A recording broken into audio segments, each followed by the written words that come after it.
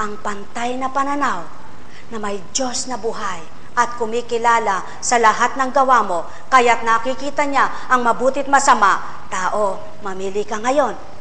Kung napapantay mo ang paa mo, pantayin mo rin ang pagkilala sa Diyos Ama at Kristo. Nang sa gayon ay makakilala ka sa Diyos Espiritu. Buhay pa ba ang Diyos? Nako, ano kaya mga mensahe na yan ni Apo Kunching? O sulong nga, alam mo ba yan? Si Apo Kunching din ay di niya alam yan. Sapagkat, kung sa ganang si Apo Kunching nyo ang mag-aaral ng mga salitang inyong napakinggan, hindi yan matututunan ni Apo Kunching. At kailanman na hindi niya matatandaan, kabisaduhin man yaan. Kaya mga mahal ko, patunay lamang sa inyo, kapag tinakdat tinala ang salita, maibababa kung kailan at paanong pamamaraan. Kaya tao, kung paano nawang binababa ng Ama ang talino, kung paano kayo makapangusap, kung paano kayo makatitig, kung paano kayo makapagtaglay ng lahat-lahat sa inyong katauhan. Nawa, ang masaglap niyong lahat sa oras na ito, ang maapuhat niyo ay ang mga salita niyang magbibigay sa inyo ng liwanag na totoo. Buhay po ba ang Diyos?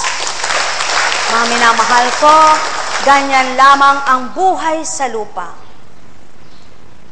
Iba't ibang pagnanasa, iba't iba ang gawa, iba't iba ang layunin, ang gampanin, ang tinanguan at pagtupad ng tao. Sulit ang hinahanap ng Ama sa tuwin ay tumupad ka, maglayon ka, tumupad kang mabuti, gumawa kang mabuti, maglayon kang ganap na siya'y makilala at manahan sa Kanya sa pamamagitan ng Espiritu Santo na kung tatanggapin mo, matututo kang tumawag ng totoo. Pagtawag ng tapat, katotohanan at may sang ganap. Ng umaga, mga minamahal ko, buhay po ba ang Diyos? Buhay po ba ang Diyos? Sino po ngayon ang bumubuhay sa inyong mag-asawa? Ay, alam niya na. Salamat naman sa Ama. Buhay po ba ang Diyos? Kala ko'y sasagot niya. Wala na nga po kaming buhay ngayon, kaya mga ito na lamang ang bumubuhay. Salamat po, Ama ko.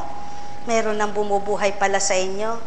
Noon po kayo lang bumubuhay mag-asawa sa mga anak nyo. Salamat po. Buhay po ba ang Diyos? Kayo po. Paano po ba kayong nakaparito? Ano po, yung mga kasama namin ng taga-Revis Malibay. Ganun po ba? Ngayon po, sa pamamagitan ng text, kayo po ay nakaparito. Sa papaano po? Opo, di ibig sabihin po, ang text po ang nakapagparito sa inyo. Hindi po, nag-session kami ng araw na para nag-set po kayo para magkita-kita at magtagpo-tagpo. Sino po ang nagtagpo sa inyo? Ganun po ba? Nakagraduate na po yung mga nagpatagpo-tagpo sa inyo. So, ibig sabihin po, taong nagpatagpo-tagpo sa inyo rito. Tao po. Salamat naman po, Ama pala. Buhay po ba ang Diyos? Buhay po ba ang Diyos? Mga kapatid ko, tatandaan po ninyo, kahit 10, 100 text ang gawin sa inyo ng kapwa nyo, kung ang kalooban nyo hindi magbabago bilang katauhan, ala akong pakialam doon sa text na yaon. Subalit kapag naghari ang Espiritu, ang ayaw mo, gugustuhin mo. Buhay pa ba ang Diyos? Ang pawang katotohanan, mga minamahal ko. Kaya nga po, nawa po yung mga pumaparitong mag-asa-asawa, nakapagliwanag ng totoo at nagliliwanag pang totoo. Nawa po, yung mga mag-aasawang dati nag-aaway pa, nawa naman po kayo'y hindi na nag-aaway ang buo. Naku po, at Diyos ko, ako po ang tawag sa tuwina ng tao. Subalit sabi ng Ama, Diyos ko at Ama ko, sabi mo sa akin, tinatawagan mo ako. Sa simpleng bagay, nag-aaway kayo. Ama ko at Diyos ko, sabi ng isa, tawagin mo ang ama mo. Tawagin ko ang Kristo ko. Pinag-awayan pa ang Kristo at Ama, samantalang iisa sila.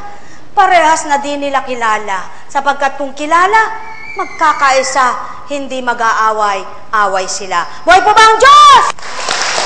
Nako, meron pang sabi, kay Apo Kunching mo ikaw, at ako'y dito ako. Para namang si Apo Kunching ang magliligtas sa kanya. At para namang yung tutunguhan ng isa ang magliligtas din sa kanya. Ang hindi nila alam, kapag pinili nila si Apo Kunching, pinili na rin ang Kristo. Katotohanan ang tinuturan ko, sapagkat kung di sa Kristo, walang Apo Kunching. At kung walang Kristo, wala rin kayo rito. Buhay pa nga ba? Katotohanan, subalit, kailan nyo baga narinig ang tinura ni Apo Kunching na sambahin nyo ako? Kailan may hindi nagpapasamba ang tao sa inyo? Subalit tuwirang kong tinuturan bilang espiritu, kumilala kayo kung sino ang tinanggap nyo. Buhay po ba ang Diyos? Buhay po ba ang Kristo? Buhay po ba espiritu? Kung kagayon mga mahal ko, ano namang palagay mo? Bakit ka ba tungo ng tungo roon? Sabi ng isa. Ano nga bang palagay ko? Hindi ako mapalagay. Sapagkat ang alam ko, may nararamdaman akong iba. Ba't teka, ako wala nang naramdaman? Hindi ko alam, ba't di ka makadama? Paano nga makakadama siya? Nasa kanya'y iba. Kaya wala siyang madama. Itapon mo muna ang isa, tanggapin mo ang isa, yaon ay magpapadama sa iyong buhay na buhay at mahal ka. Buhay po ba ang Diyos? Minamahal ko, katotohanan ang tinuturan ko. Kung lahat lang ng tao, magkapatid, mag-asawa, mag-ina, mag-ama, magkaibigan, magkakilala, etc. Sino ka? May pagkakaisa lamang layuning mabuti ang bawat isa. Walang magpaparti-parti kung anong pananampalataya at walang magsasabing, hindi ka totoo, tama ang sakin. Hindi kayo totoo, kami ang tama. Sapagkat isa ang Ama, isang Kristo, hindi lang lahat ng tao'y kilala ang sinasamba nito. Buhay po ba ang Diyos? At yan ang pawang katotohanan, mga mahal ko. Gusto mo bang mabuhay ng may galak?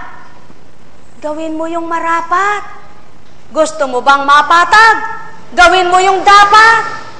Gusto mo bang maging tahimik? Manalig kang ganap. At kapag nanalig ka, kasabay ng pag-ibig. Kapag umibig ka, isama mo si katapatan. At ang katapatan naman, sasambutin ka sa iyong kamalian. Buhay po ba ang Diyos? Mga mahal ko, pagnilayan yung lubos. Kung may mali, tumindig kayo at ipaliwanag niyo ba't mali. Kung wala namang mali, namnamin mo, bakit naturang ko ito? At kapag nasuri mo, suriin mo rin ang sarili mo. At itugma mo ngayon sa buhay mo ang bawat inaral ko sa araw na ito. Ang may pandinig ay nakarinig. Sumainyo ang kapayapaan. Pinakamahirap sa lahat ang gumawa ng istorya. Pinakamahirap din sa lahat ang ikaw ay maging sinungaling sa Ama. Sapagkat anumang sinabi mo, anumang inistorya mo, walang dilit ibang wag mong alalahanin ang kapwa mo. Di ka kilala kahit sino ka. Subalit ang Ama, isang salita mo, narinig niya. Magandang umaga, mga mahal ko. Buhay po ba ang Diyos? Buhay po ba ang Diyos? Buhay po ba ang Diyos? Kumusta ka na?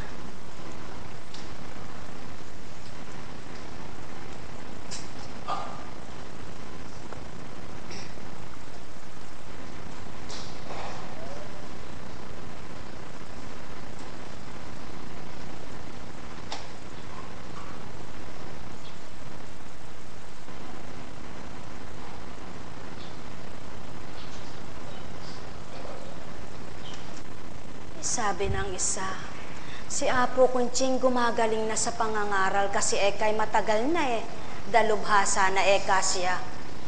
Mga mahal ko, walang magaling at di dalubhasa ang sinuman. Walang pinakadalubhasang mangangaral kundi ang Kristo. At yan ang pawang katotohanan sapagkat gaano man ang galing mo't kadalubhasa mo, kung walang idadatal na mabuti espirito, mali pa rin ang sasabihin mo.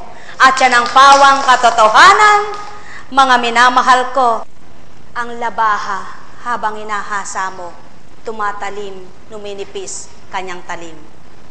Ang gulok habang hinahasa mo, tumatalim, numinipis, kanyang talim.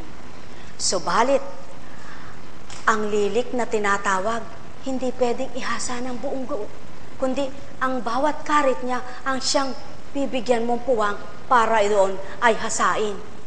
Tao, ganyan din naman ang utak ng tao. Hinihimay-himay ng Ama ang